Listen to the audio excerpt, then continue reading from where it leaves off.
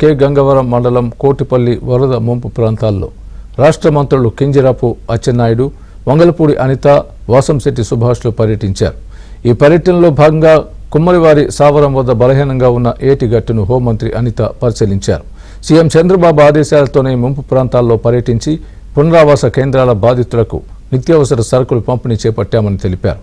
బలహీనంగా ఉన్న ఏటుగట్టుకు 57 కోట్ల రూపాయల వ్యయంతో వాల్ నిర్మించడానికి ప్రతిపాదనలు రూపొందించామని అధికారులకు ఆదేశాలు జారీ చేశామని కూడా అనిత చెప్పారు. మంత్రి సుభాష్ మాట్లాడుతూ సుందరపల్లి కోళ్లలో భయంకరమైన పరిస్థితి ఉందని, అప్పటి మంత్రి వేణు, రాజ్యసభ సభ్యుడు బోస్, ఎమ్మెల్సీ తోటలు ఏమాత్రం పట్టించుకోలేదని విమర్శించారు.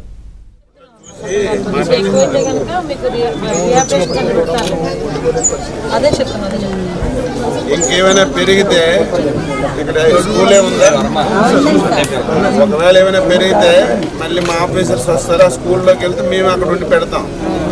పెరిగితే అది ఇక్కడే ఉండండి, మళ్ళీ ఇంకేం చేయాలో చేసి మాట్లాడుతాం.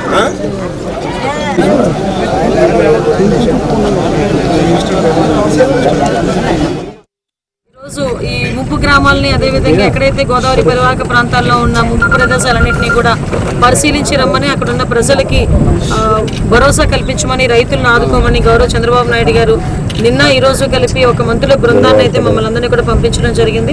అందులో భాగంగానే గౌరవ అచ్చెన్నాయుడు గారు, అగ్రికల్చర్ మినిస్టర్ గారు, నేను, అదేవిధంగా మన ఇక్కడ లోకల్ మినిస్టర్స్ అయిన ఇరిగేషన్ మినిస్టర్ గారు మన నిమ్మల రామానాయుడు గారు, అదేవిధంగా లోకల్ మినిస్టర్స్ దుర్గేష్ గారు, ఇక్కడ సుభాష్ గారు అందరం కలిపి ఇంచుమించుగా నిన్న మార్నింగ్ నుంచి ముంపు ప్రాంతాలని, రీహాబిలిటేషన్ సెంటర్స్ అన్నింటినీ కూడా పరిశీలించడం జరిగింది.